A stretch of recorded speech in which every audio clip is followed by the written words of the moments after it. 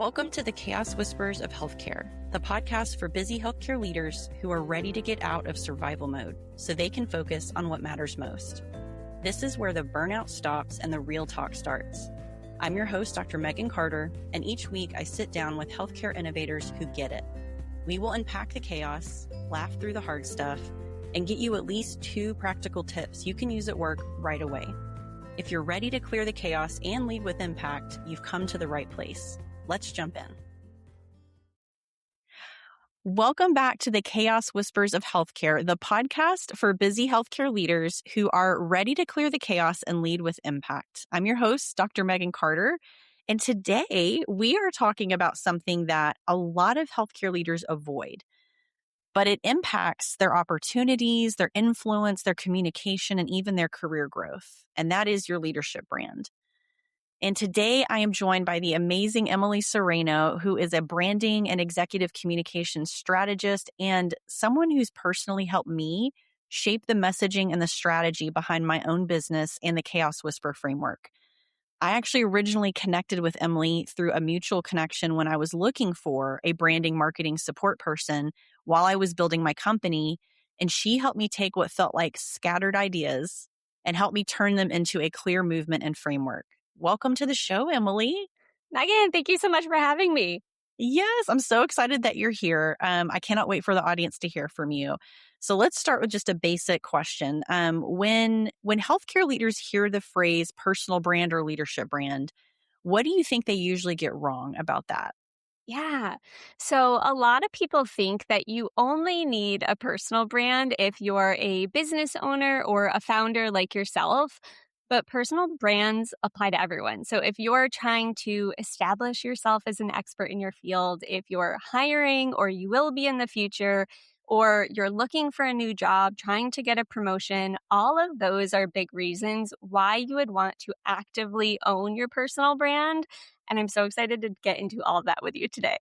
Yeah, agreed. Yeah, I try to tell other leaders, it's not just specific to healthcare, but certainly in our industry, you have a brand, whether you realize it or not. It's what we call reputation or other people's impression. You have a brand. And so I think one of the most powerful things we can do is really pause to examine, what has my brand been? How are people perceiving me? Is it ideal state? And if not, how do I address that? And so I love what they're going to get from you today. Maybe give us kind of the short version of your journey. How did you end up specializing in branding and strategy? Yeah, I have always loved writing. And as a kid, I always liked the commercials more than the shows that I would watch on TV.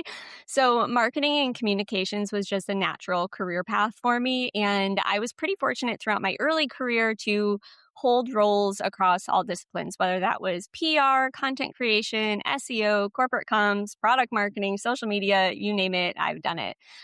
So it just made sense as I stepped into more senior roles to focus on the higher strategy because I know what levers to pull to get the marketing or business outcome that you're looking for. So I can build the strategy and then all of the tactics that go with it. And I'm always thinking, how do all these work together to create a solid brand, tell a cohesive story? So I've been doing that strategy work for years now, and I absolutely love diving into brands and building communication strategies for people who need help but don't really know where to start. I love that. First of all, the example you gave that you like the commercials more than the show, that stuck out in my brain. I've never heard somebody say that. And what a powerful way to explain a passion, like how you know is what you're going to be when you grow up as a kid. If you see them obsessing over the commercials, that is absolutely awesome. Thank you for sharing that. Yeah. What drew you specifically towards helping mission-driven professionals and leaders? Because healthcare is a mission-driven profession. So what drew you to that? Yeah, there is a different energy in the room when you're working with mission-driven professionals and leaders. They are genuinely excited about the ripple effect of the work that they're doing and the greater impact that they can have. So whether that's on the people that they manage, the people who use the products or services that they offer, or the larger cause that they're fighting for. So while on the surface, we're working on their communication strategy or their brand, and it's about them, it really isn't about them. It's about sharing their expertise, their experiences, their insights, so that it makes it easier for somebody who is struggling with that exact topic or that exact issue to find them and that solution that they're talking about and offering to that person that is in need. Right. Absolutely. And that's so much of what we do as healthcare leaders is we try to meet the needs of others. So I love that. Yeah. Why do you think, in your opinion, why do so many smart, capable leaders struggle to talk about themselves or show up visibly, in your opinion? Oh, okay. So the first and probably the biggest reason is because they don't know what to talk about, or they Mm, think that they have nothing worthy to say. And mm, that often stems from the fact that they're living their jobs day in and day out. They're going through the motions and they don't necessarily see it as valuable information to share. They see it as just the work that they are doing, the way that they lead their team, even the small habits that they have that are actually really unique to them, yeah. when in reality, all of those things make great content to other leaders who are struggling, or a candidate who wants to make sure that they're not working for another toxic boss. So they're Yeah. doing their research before an interview, or the person who is finding expert speakers for their next conference, right? Right. So, aside from that, though, there is a big fear around if I post something or go on a podcast, for example, my boss is going to think I'm trying to get a new job, or I'm not dedicated enough because I'm distracted from my work, Mm, or my coworkers are going to judge me for what I'm talking about, mm, or maybe even they have a really strong point of view on something and are concerned that their company might not necessarily be happy about being so vocal. So yeah. there's a lot of hesitation, there's a lot of fears that can go into it. But those are kind of the big ones that I see. That's so valid. And I feel validated because for me, it's easy for me now being on my own to be, independent on LinkedIn and social. It's a very different thing when you're especially when you're an executive role and you're part of an executive team, you're representing a company, you are legally held to certain standards, and human resources and all that. So we'll kind of get into that for the audience's sake. But I love that you took the time to acknowledge that because that pain point and that fear is very, very real, very valid. Yeah, and I think on kind of the legal front of things too, like if you're listening, you're like, I'm interested in doing it, then this is something that you could even bring to your legal team. You could bring to your HR team. You could run it by your marketing team to say, hey, this is something that I'm really passionate about. These are the things I want to talk about, and Yeah. just get their blessing in advance. So Yeah. that can remove some of the hesitancies that might happen, especially when you're working in such a regulated industry. Absolutely. Great point. Well, we do like to talk about the pain points in a little bit of detail before we get into solutions. So, because I want the audience to understand that they're not alone, they're not weak, this is such a common issue. And so I want them to understand some of this perspective. In your opinion, Emily, what does unclear leadership branding actually look like in real life? Yeah, so it can show up in a number of different ways. It can look like you're just resharing company content, but never sharing your own original thoughts. Mhm. It could be posting inconsistently. So you would be better off posting once a week versus every day for a week straight and then nothing for a month. Mm, Consistency, even when it's minimal, shows confidence. And that's something that every leader needs to exude. And it's yeah, really no different than how you would be showing up in your role versus how you would be showing up online. yeah. And then the third is that they don't have a clear vision for how they want to show up. And what I mean Mm, by that is they really haven't taken the time to identify what they want their brand to stand for and what everything they talk about will focus on. And instead, they just post anything at any point in time on any random topic. So, what I yeah, like to say is somebody should be able to go to your LinkedIn page, scroll through your recent posts, and get a really good understanding of what types of things you post about. If yeah. they can't, then it's really time to home in on what you want your leadership brand to be, how you want it to stand out, and how that is reflected in the content that you share. So that's just a great gut check. Go scroll your content. If it's Yeah. confusing, it's time to go back to the drawing board.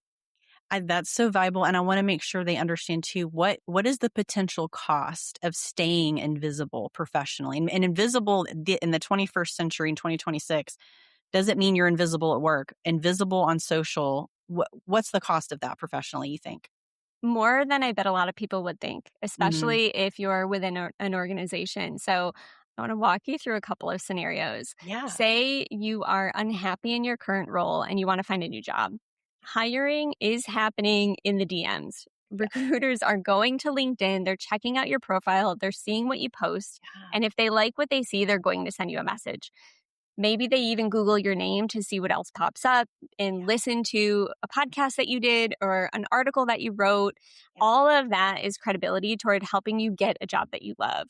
Another example is, say you're a leader and you're hiring. If you're posting about your leadership style, how you support your team, what you stand for, what you don't stand for, people are going to be excited if that aligns with the environment and the type of leadership that they want to be a part of, and they're going to apply to work for you. The flip side of that is people who don't like that leadership style won't. So it makes it more efficient from a hiring standpoint. And then the last one is really, say you're trying to build your credibility to speak at a major conference next year, as an example, or truly become a known expert in your field. If you aren't sharing your unique point of view or giving somebody reason to believe in you, see how brilliant you are, want you on that stage, then it's not going to happen. So the cost really becomes the missed opportunity, whatever that looks like for you and what you're specifically trying to achieve in your career. Yeah, I think that's so important, and that's great, because there's a lot of movement in industries and jobs. No job is ever 100% secure. There's been an uptick in conversation, both frequency and depth, in healthcare around, executive transitions. There are a lot of execs who, no matter how high of a performer they are, and this happens with directors and managers too, there's a rift, there's a reduction in force, and someone suddenly finds themselves, they were a 5-star performer, but cuts are cuts, and people are trying to Yeah. save money. Now I'm on my own trying to find a job, and I haven't even started building a brand. Now I'm starting 3 to 6 months behind the curve, trying to convince people to hire me, or really to find the job that makes the most sense for me. So I think the cost is huge. And to your point, a lot of people really underestimate it. And, in healthcare, we value privacy. I mean, certainly patient privacy. And we've, as leaders, been trained to hold our teams accountable for not sharing any patient information. I think the pendulum has swung to the extreme where we're afraid to talk about anything at work. And so finding that balance is probably really tricky for people as well. Yeah, I really appreciate you saying the person who is like a great employee and then, like you said, cuts are cuts and things shift in any industry, healthcare probably more aggressive than most. And so at a point in time when you're probably more stressed or kind of trying to figure out, what does a job look like? Where do I go from here? You're not in your most clear Yes. mindset. To Yeah. be able to not have to add, oh my gosh, I now need to start promoting myself to that long to-do list that you probably Yes. have is really Yeah. important. So being able to just kind of have your personal brand and sharing your insights and different topic points, being able to do that as part of your natural state is going to make it that much easier for you and really give you a leg up if that worst case scenario actually happens. Yeah. So what I want you to hear, sweet listener, hear me clearly. Not showing up online and not having a brand can cost you big time. So you're doing this work. And again, it's not heavy lift, but you're being intentional about this to set future you up for success and flexibility. And we could all benefit from that. So let's talk about strategies now. So we've talked about why it's important, kind of some of the hesitancy. Let's get practical for our audience. So how do you, Emily, define a leadership brand in simple terms? Sure. So a leadership brand is simply how you manage your professional reputation to build trust and authority, both as a leader inside your company, but also within the industry that you serve as well. I love that. What are, in your mind, what are the core elements that every leader should understand about their brand? Yes. Okay. So I look at it as two sides of a coin. The first is being your skills, your expertise, your credibility on paper, right? All of that knowledge that you have. The other side is the human connection side. How do you lead? How do other people perceive you? Because you can absolutely control some aspects of your brand, but there's a good part of it that is outside of your control. And that's the way that you make people feel. Things like being Mm, seen as supportive, aggressive, that sort of thing. So if you're actively focusing on sharing your knowledge and showing up as a great leader, you're doing the right things to build your brand, build your professional reputation. yeah, that's a great practical example. What is one exercise that, if I'm listening, I'm a busy healthcare leader, what's one exercise I could do this week to clarify how I want to be known? Okay.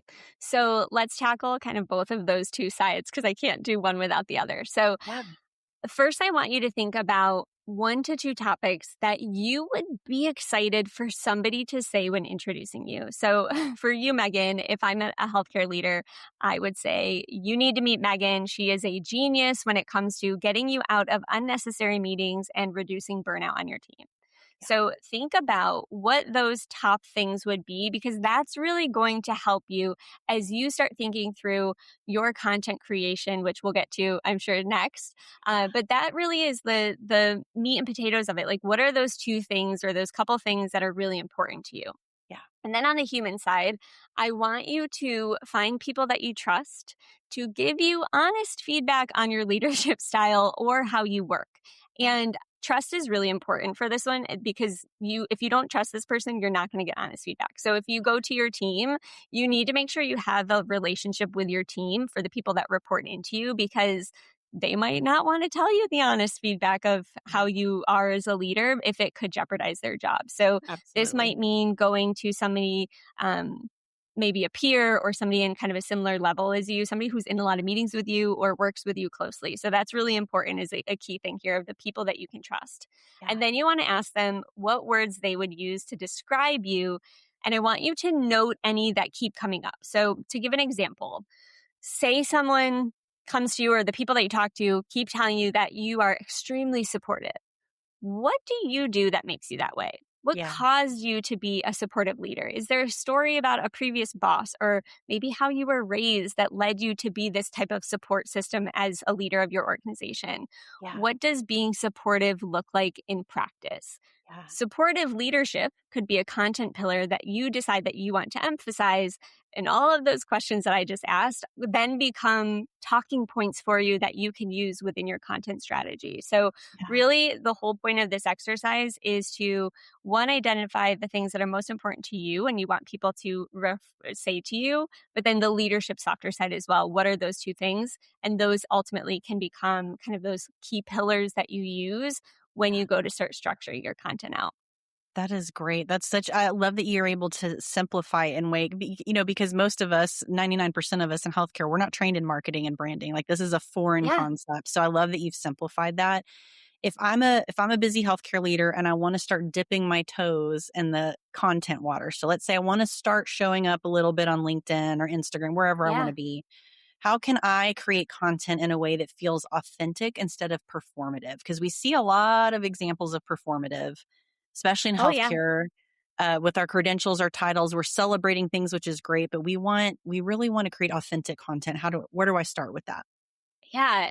Authenticity means that no one can say it like you can. Mm, So that means that you need to have that personal story that is the foundation for whatever you're talking about. Or it means that you're talking about the work that you do, the lives that you save, and why it's so important to you. Or it means that you're offering a hot take or a new perspective on something in your industry. People can see when you're being genuine and are passionate about what you're saying, versus using AI to write something that's generic or yeah. not in your voice that you're just copy and pasting. So it's really important to get a little personal, make it your own. And if it feels basic or like it's been said before, it probably has. And that's really the difference between the performative content that is really about likes and clicks and just putting content out there, versus really focusing on, like, what are the things I'm passionate about? What can I talk about? Who can I help with this? And really getting that, like, personal deep dive into it. Now, you don't have to go crazy here, Right. but to be able to relate that story is really going to make the difference between someone who is just posting content and somebody who is, like, truly trying to make a difference and share their perspective and their knowledge. And it's so important, the timing of that point you just made, because I follow the LinkedIn creators, the experts, and what's new in the algorithm. The algorithm's always changing. But right now, because AI became so popular so quickly, what they're seeing is engagement is dropping. And when I say engagement, I mean views, Yeah. likes, clicks, and shares. The engagement is dropping on the content that appears AI generated. So people are learning how to spot AI generated content, short sentences. It's not this, it's not that, it's this, M dashes, and people are disengaging from that. And so using a more human tone of voice, back to your point about authenticity, those are the content pieces that are going to get more views and more engagement and build more trust with people.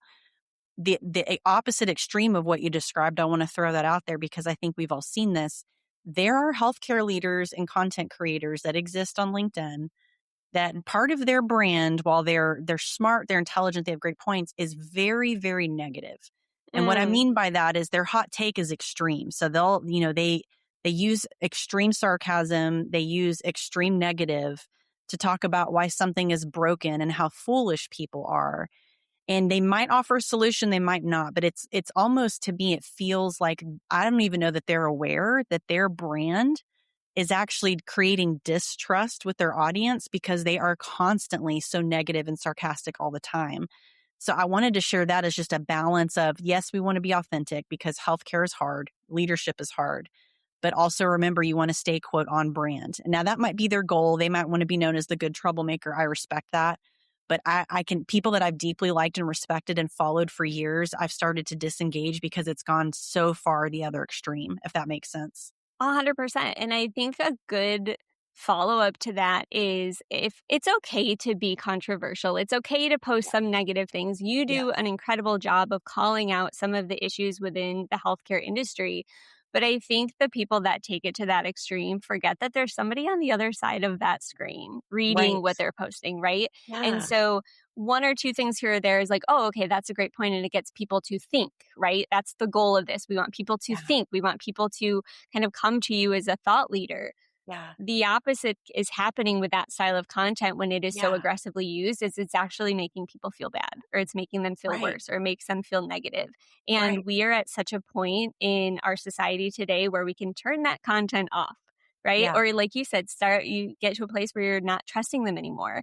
And Yeah. so it is such an important point to make where yes, it is a good strategy to have in some regard, but it can't be the only type of content that you're posting because people are going to kind of be turned off from that. It could make them be Yeah. like, "Oh, I do that," or "Yeah, it's doomsday every day," and that's not Yeah. how people want to interact with these platforms. It's not what they want Right. to read. Inherently, we want to read things that are going to lift us up, make us smarter, and that's kind of like the pendulum has swung too far. Yeah. And I also think that when they're that negative or that extreme, you're making it about yourself. Like, I Mm, think to myself, like, what was their goal in posting this? yeah. Are they hoping people will validate them and tell them how cool they are for saying what others can't say? To me, authentic content is the content is there to serve the audience. Now, every once Hmm. in a while, you need to celebrate your milestones. You need to celebrate a client win or something that's gone well at work 100%. But when you're 80%, 90% of your content is just this negative venting session, I feel like that's about you and not the audience. And people don't want that. They're turned off by that. So it's such an interesting divide there between the two extremes that people just have to be cognizant of. Yeah, absolutely. I think the biggest thing is how do I stay true to myself? How do I Right. connect with the people that I want to be connecting with? And how do I make sure that, this content excites me, and it's not Yeah. about clickbait. It's not about Yeah. sharing things just for the views or the Yeah. engagement, because what is that doing? Like if we go back Right. to your first question to me about what are the four areas that we talked about, it's showcasing your expertise if you're trying to hire or you will be in the future, if you are trying to get a job, maybe you want to get a promotion. Yeah. Are we creating content that ultimately layers up to one of those goals that you have for Yeah. yourself? Or is it just something, like I said, to post or to put content out there that doesn't necessarily get you closer to the pin to those larger goals that you have? Yeah, yeah, absolutely. I think it's important too to talk about how we take our expertise and how do we turn that into a clear message. Because one thing that you helped me with personally, and this was so transformational, was taking all of my scattered ideas and helping me turn them into a clear framework and movement. First, let's talk about, why do you think so many leaders struggle to simplify their message in the first place? Yeah. So I said this before, but you live and breathe your work every day. So it is really hard to get out of your head when you know that you have so many things to say or you're just going through the motions, right? Yeah. A lot of people think, well, I'm an expert in my field. This should be easy for me to talk about. But Yeah. creating structure to your content is actually not easy. That's why people like me have jobs, right? Yeah. So don't get discouraged if it is hard. It's not your inherent skill set. It takes practice. And 100% of the people that come to me that have expertise in their craft are Yeah. not experts when it comes to marketing, creating content. So it makes sense that they would struggle Mhm. to really simplify that message. But it takes practice. And once you figure out how to do it, it will essentially, you'll build that muscle memory and it will become easier for you the longer that you do it. Yeah. So I hear you describing what we would call a competency in healthcare leadership. And it's interesting because at least for the nurse leaders specifically, our national organization, they actually have on their strategic plan an entire section dedicated to branding, social Mm. media, digital transformation, because they also acknowledge that this is a part of our daily lives. It's how we interact with Gen Z. It's certainly how we find and source jobs. So again, to those who are still reticent and hesitant on showing up, it's a necessary competency. And Emily, if someone feels like they have too many ideas and no clear direction, where should they begin if they want to start posting content? Yeah. So, first things are we got to get those ideas out of your head and onto paper, preferably an Excel spreadsheet. I'm an Yeah. Excel spreadsheet junkie. I love using it as a way to organize information. So, what I would do is open up an Excel spreadsheet, get those ideas that you have on paper, and then I want you to start grouping them together by a common theme.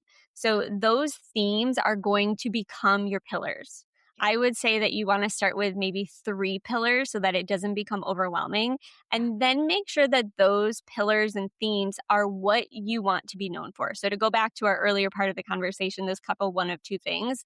Are those things showing up within that list of ideas that you have and those pillars that you've kind of already started to hone in on? Yeah. If they're not, those ideas are likely going to become part of a larger theme that will eventually become one of those pillars. So if that happens to you, I want you to kind of repeat the exercise to find those common threads, but at a higher level. And Yeah. then once you have your 3 pillars, what I want you to do is just start writing ideas for each one. It does not have to be perfect. These, like I said, are just to get those ideas out of your head and onto paper and have Yeah. them in one source of truth, one place where you can constantly go back to, and then Yeah. feel really good that the 3 pillars that you've set kind of represent who you are, your area of expertise, maybe your leadership style. It really is going to be customized to you and what you find to be the most important as you're building your personal brand. But if you start with 3 pillars and then just kind of start building out from there, it makes it a little bit more um, tactical and a Yeah. lot less overwhelming to somebody who's just like, what do I write about? I have no Yeah. idea where to begin. I love that. I also tell colleagues who are new to posting and creating content, not that I'm an expert, but having learned so much from you, one thing I like to tell them is think of a topic that either really is a pet peeve for you, like an extreme example, either good or bad, either way, or something that really excites you. Like we cover so many topics in healthcare, but for me, something like human-centered leadership or helping Mm, people work smarter, not harder. Someone could be passionate about AI. Someone could be passionate about, how to save time during their shift, whatever that is. Pick one topic and then just like you would in a diary, just brain dump your thoughts. Like if someone were to interview on a podcast, what would you be saying? And that becomes some of my first posts. It's in my voice. It's something I'm passionate about. And it just gives you a place to start and you can kind of go from there. But we all have things that we're passionate about. We have particular styles or practices or processes that really just we geek out over. And so I think it's important for a leader to just start there. And then to your point, kind of expand out from that to not feel overwhelmed. Yeah. yeah, That's awesome. I use the example of like, what can you talk about until you're blue in the face? And that Yes. is going to be the thing that you start with. And again, Yeah. maybe you can't come up with 3 pillars. If you can't, start with one and then just Yeah. build from there. Again, start Yes. small and continue to expand. Yeah. Well, as we're starting to kind of close out, I can't believe we're already close to our time, but if someone listening wanted to start becoming more visible and intentional about their leadership brand, what's the first thing they should do this week? Okay, so if somebody is listening to this and like we just talked about, the biggest thing is documentation. Yeah. So you need to do the work to document what you want to talk about. It takes Yeah. time, as Megan, I know you can confirm because you and I Yes. have worked through that. Yep. So you need to block off a couple of hours and really figure out what your pillars are. And where I would say start is maybe 3 to 5 topics for each one. So say you have 3 pillars and 5 topics each. Yeah. That's 15 things that you can talk about. And if you only post once a week, Yeah. that's roughly 3 months of content to get you started, to Yeah. then learn what's working, what's not working, build your confidence, and expand from there. So, Yeah. in the sea of so much information, so many things that you want to be talking about, Yeah. start with 3 pillars, 5 topics. That's 3 months worth of content. Learn, build your confidence, get better at it, and go from there, because leadership branding is a long game. Yeah. It's not going to happen overnight, and that's the best way for you to get practice, learn, and build your skill set. I think that's amazing. And that's an easy place for even the busiest person to start. So thank you for sharing that. I like to end on a high note. So I try to end the episodes on kind of a lighter question, because we do spend a lot of time talking about the barriers and the struggles. And you have already shared so many practical strategies. But for the sake of humor and fun, what is something outside of work that inspires your creativity? Ooh, this is probably going to sound silly, but fresh air is a game changer for my Yes. creativity. So, getting Yeah. outside, going for walks just gives me time to just free think Yeah. without any expectation to write something down or work on it immediately. As somebody who Yeah. sits at her computer all day long, I Yes. need to remove myself, get into a different environment. And there's Yeah. something about fresh air that just kind of wipes the slate clean and allows you to Yeah. kind of build that creativity and kind of come Yeah. up with new ideas that you never would have thought possible while you're getting some exercise at the same time. Yeah, well, and just so you know, and I'm sure you're aware of this, it's scientifically proven that direct daylight, time amongst green, whether that's grass, trees, whatever, Yep. nature is exceptionally therapeutic for our nervous system, so much so that even on a cognitive level, scientists are still studying the impact of that. And so Mm, it goes back to that, we've done all this complexity, we have all this technology in front of us, we're all distracted. Going back to the old ways, I would call it, of just reconnecting with nature, even if it's just for 5 minutes, yeah. really does wonders for your nervous system and your brain. So I think that's such a great example. Love that. Well, thank you, Emily, so much for sharing so much of your genius and your wisdom with us. I know that the listeners got so much out of this. If they want to connect with you further, where would you like to direct them? Yeah, the best place to connect with me is on LinkedIn. I'm currently coming off a maternity leave hiatus. But if you're interested in learning more about corporate communications, how to build your executive brand, all of those things, Yeah. I'm starting to share content on that for myself and living what I talk about. So would love to connect with anyone who is interested there. Love that. Love that. Well, thank you again so much for your time today, Emily. And a listener, all of our Chaos Whispering practical tips that she shared, links to her LinkedIn, all of that's going to be in your show notes. So be sure to check those out. Thank you again for your time, Emily. I know there's so much we benefited from, and we cannot wait to see you guys again in our next episode. So be well, fellow Chaos Whispers. Until next time. Thanks, Megan. I appreciate it. Thanks for joining us on the Chaos Whispers of Healthcare. If today's episode resonated with you, please be sure to follow this podcast, rate, and leave a review on your favorite platform. I'm Dr. Megan Carter, and I will be back next week with more real talk, fresh strategies, and guests who are redefining what it means to lead with impact. Want to keep the conversation going? Be sure to connect with me on LinkedIn and download free tools and resources from my website. Both links are in the show notes. Let's heal this broken healthcare system together, one day at a time.